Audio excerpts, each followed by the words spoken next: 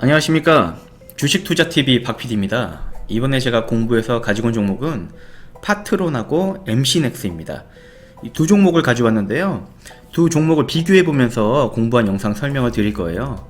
이 두 회사는 동일하게 카메라 모듈 생산을 하고 있고요. 삼성전자에 들어가는 카메라 모듈을 생산하고 있습니다.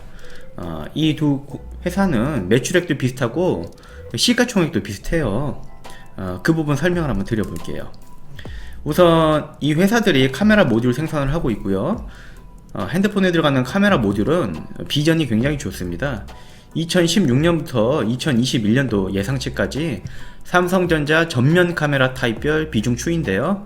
싱글은 렌즈 하나, 그리고 듀얼은 당연히 이제 카메라 렌즈 두 개겠죠. 싱글은 이제 추세가 꺾이고 이제 듀얼 렌즈가 이제 대세로 올라가고 있고요. 전면 말고 후면에는 카메라가 더 많이 들어가죠. 보시면은 듀얼, 트리플, 쿼드, 그다음에 펜타까지 점점 카메라에 들어가는 카메라 모듈이 점점 많아지고 있습니다. 그렇기 때문에 이런 사업을 영위하는 위 두 회사들은 굉장히 큰 수혜가 예상이 됩니다. 그 다음 부분 우리가 짚고 넘어가야 될 부분들은요. 그동안 그러니까 수량의 성장을 이끈 것이 듀얼이라면 2020년부터는 트리플, 쿼드가 플래그십의 기본 사양으로 자리매김할 거라고 하고요. 듀얼은 중저가 후면과 플래그십 전면 채용 확대, 삼성전자 카메라 모듈 출하량은 2019년 8억개에서 2020년 11억개, 2021년 13억개로 상승세가 지속. 다만 카메라 개수는 개수 증가는 향후 한계에 봉착하기 마련인데, 이에 따라 업계에서는 개별 카메라의 사양과 효율을 높이는 방법을 시도 중이라고 합니다. 부품 가격이 상승이 수반되어 수익성이 또 개선될 거라고 예상을 하고요. 그리고 지금 주가가 잘 상승을 하고 있는데요. 주가가 더 오를 수 있을까? 이 부분에 대해서는 삼성전자 스마트폰 출하량 성장과 함께 카메라 업계는 2014년 최대 실적 시현한 경험, 그리고 당시와 비교해보면 대부분 업체의 2020년 이익 규모는 이를 능가하지만 여전히 밸류에이션은 저평가라고 합니다. 삼성전자의 출하량이 2020년부터 재차 반등 국면을 맞이하게 되고, 부품 업체의 전방 매출 어플리케이션이 과거와 달리 전장, 산업 등으로 다변화되고 있는 점을 고려하면 디스카운트 받을 이유가 없다고 판단된다고 합니다. 이제 본격적으로 비교해볼 우리 두 선수들 개요에 대해서 한번 보도록 하겠습니다. 파트론은 주가는 오늘 장중에 이게 스크린샷 찍은 거라서 변동은 있을 수 있고요. 13,250원, 시가총액은 7,176억 원입니다. 펀은 굉장히 높죠. 77인데 이럴만한 이유가 있습니다. 연간으로 봤을 때 실적은 매출액은 잘 상승을 하고 있고요. 7,900억, 7,965억, 그리고 1조 2천억, 올해 1조 돌파할 걸로 예상이 돼요. 그 이후에도 꾸준히 상승할 걸로 증권사 컨센서스 나와 있고요. 영업이익이 대폭 상승했습니다. 이런 좋은 흐름 보여줄 걸로 예상되고요. 아까 그 퍼가 굉장히 높았는데 그 이유가 여기 볼 수 있죠. 2017년도에 당기순이익이 지배주주 순이익 8억 원이었어요. 18년도에는 93억 원이었고요. 올해는 7배 정도 이상 상승할 걸로 예상이 된다고 합니다. 제가 봐도 이 비슷하게 상승이 굉장히 큰 폭의 상승을 이루어질 것으로 보이더라고요. 그러다 보니까 이 77배라는 퍼가 좀 합당한 퍼인 것 같아요. 10배 정도 상승을 할 거니까요. 이 부분 디테일하게 좀 더 이따 설명을 한번 드려볼게요. 그 다음 매출 구성비는 휴대폰용 카메라 모듈이 대부분 매출을 차지하고 있습니다. 87.68%죠. 그 다음 선수는 MC넥스죠. 주가는 37,000원이고요. 이것도 오늘 장중에 스크린샷 찍은 거니까 변동은 있을 수 있습니다. 최근에 주가가 굉장히 고공행진을 했어요. 이럴 만한 또 이유가 있더라고요. 시가총액은 그 파트론하고 비슷하게 6,609억 원, 그리고 펀은 20.94배 이렇게 형성이 되어 있고요. 실적으로는 이것도 좀 비슷하게 파트론 같은 경우는 2017년도 좀 부진한 모습을 보였는데, MC넥스 같은 경우는 2016년도부터 부진한 모습을 보였더라고요. 그러다가 턴어라운드를 시작해서 17, 18년, 19년 좋은 모습을 보여주고 있고요. 앞으로도 매출액, 영업이익 전망치가 굉장히 좋습니다. 순이익 부분 보자면은 지금 퍼가 20.94였잖아요. 2배 이상 상승할 걸로 예상이 되고 어느 정도 또 이 퍼도 합당한 수치인 것 같아요. 이 부분도 파트론과 MC넥스 예상 퍼도 뒷부분에 설명을 한번 드려볼게요.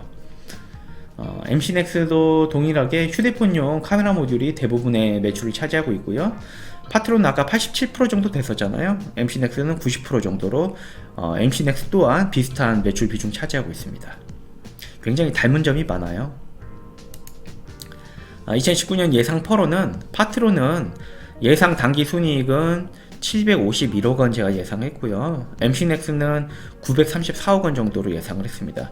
이 예상치는 분기별로 3분기까지의 예상치를 합산을 해서 당기순이익을 합산해서 3으로 나눈 다음에 분기당 평균 당기순이익을 구해서 거기다 4를 곱하면은 제가 일반적으로 구하는 연평균 2019년도 예상 평균 당기순이익을 구하는 공식이긴 한데, 이렇게 구하면은 생각보다 굉장히 당기순이익이 높게 나오고요. 증권사 예상치를 굉장히 상회하더라고요. 증권사에서는 4분기 당기순이익을 좀 낮게 잡았는데 그 이유가 4분기가 좀 비수기라고 하더라고요. 그래서 그러한 부분 감안해서 4분기 당기순이익은 저도 좀 낮게 잡았고요. 그런 부분 좀 참고 부탁드리겠습니다. 그래서 얘기가 설명이 좀 길었는데요. 당기순이익은 751억원, MC넥스는 934억원 제가 예상했고요. 총 발행 주식수 구해가지고 현재 주가 장중에 제가 입력한 건데, 이런 부분 감안해서 펄을 구해보면은 파트론은 9.48, MC넥스는 7.05 예상을 했습니다. 펄가 좀 차이가 있죠. 이 차이 나는 이유도 좀 합당한 이유가 있긴 하더라고요. 우선 차이 나는 이유는 다시 설명드릴게요. 일단 파트론하고 MC넥스는 매출액 규모도 실적도 굉장히 닮았어요. 이건 예상치고 실제로 4분기까지 나온 실적을 봐야 알겠지만 예상치도 굉장히 비슷한 실적을 예상하고 있더라고요. 매출액 대략 1조 3천억원 정도 예상을 동일하게 하고 있고요. 영업이익도 1100억대 예상을 하더라고요. 당기순이익은 730억, 790억 예상을 하는데 제가 봤을 때는 MC넥스가 더 잘 나올 것 같습니다. 여기에 나온 것보다는 더 잘 나올 것 같아요. 저는 934억 예상을 한 게 3분기가 MC넥스가 굉장히 실적이 잘 나왔어요. 여기 나오죠. MC넥스 3분기 어닝 서프라이즈였는데요. MC넥스 분기 실적인데 3분기에 당기순이익이 세상에 뭐 365억이 나왔더라고요. 굉장히 놀라운 수치죠. 그러다 보니까 주가가 MC넥스가 굉장히 고공행진을 했던 것 같아요. 이런 어닝 서프라이즈 덕분에 이제 좀 뜨거운 인기를 한 몸에 받고 있는 것 같습니다. 파트론은 그에 비해서 조금 이때 좀 꺾인 다음에 완만하게 보합세를 유지하는 것 같은데, MC넥스는 우상향 잘하고 있죠. 이런 부분이 조금 주가 흐름은 약간 다른 부분이 눈에 띄었습니다. 이 부분은 두 회사 다 삼성전자로 스마트폰 카메라 모듈 출하를 하고 있는데요. 출하 전망입니다. 16년부터 21년도까지 스마트폰 출하량에 따른 스마트폰에 들어가는 카메라 모듈 출하량을 비교해 본 건데요. 스마트폰은 성장세가 큰 변동이 없죠. 대신에 카메라폰 모듈 출하량은 굉장히 큰 폭으로 우상향하고 있죠.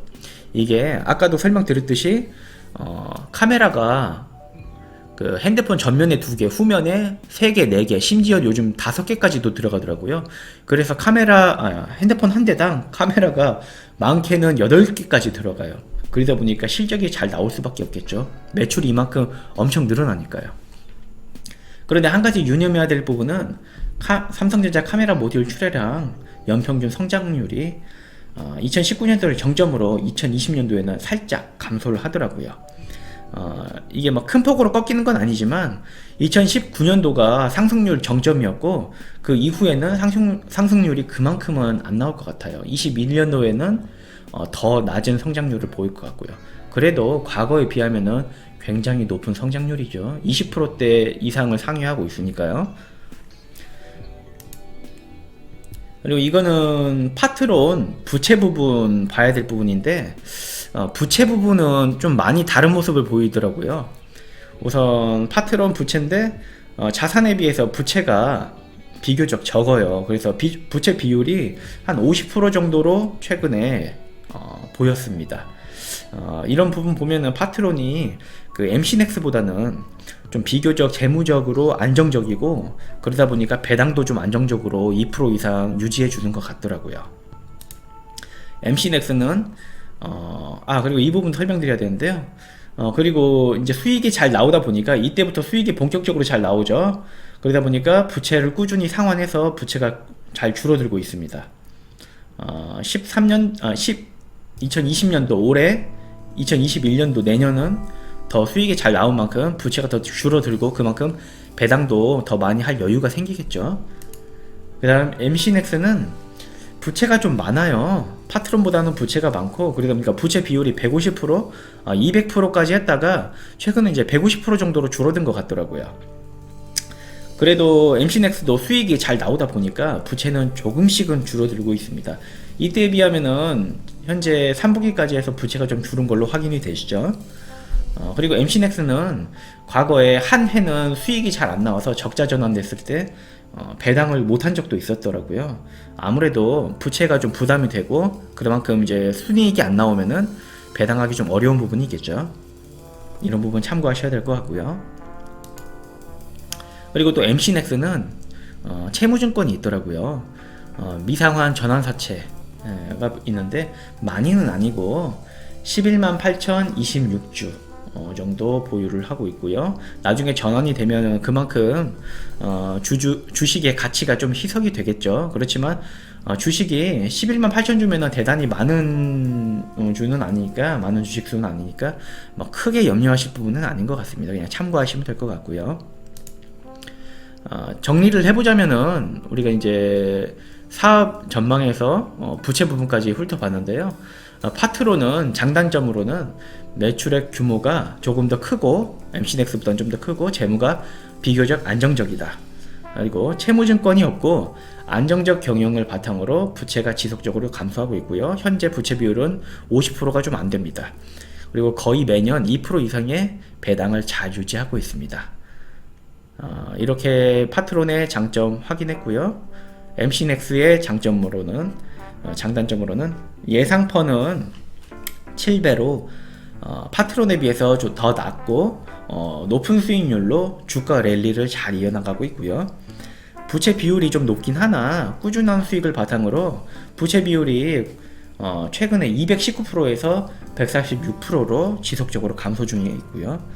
채무증권이 일부 존재하긴 한데 많이는 아니고 2016년도를 제외하고도 그래도 또 꾸준한 배당을 잘 이어오고 있습니다. 적게는 뭐 1% 좀 안 줄 때도 있었던 것 같고요. 많게는 2% 이상도 줄 때도 있었습니다. 이렇게 해서 오늘 가지고 온 파트론하고 MC넥스 두 선수들을 한번 비교를 해봤는데요. 각자 그 비전이 굉장히 좋아요. 그리고 파트론, MC넥스 부채 비율이라든지 채무증권이라든지 이런 부분 약간 차이점이 있었기 때문에 관심 있으신 분들은 워낙 이 분야, 카메라 모듈의 분야가 전망이 좋기 때문에 관심 있으신 분들이 한번 공부해보는 것도 굉장히 좋을 것 같다는 생각이 들었습니다. 그럼 오늘 영상은 여기까지였고요. 저는 지금까지 주식투자TV 박PD였습니다. 감사합니다.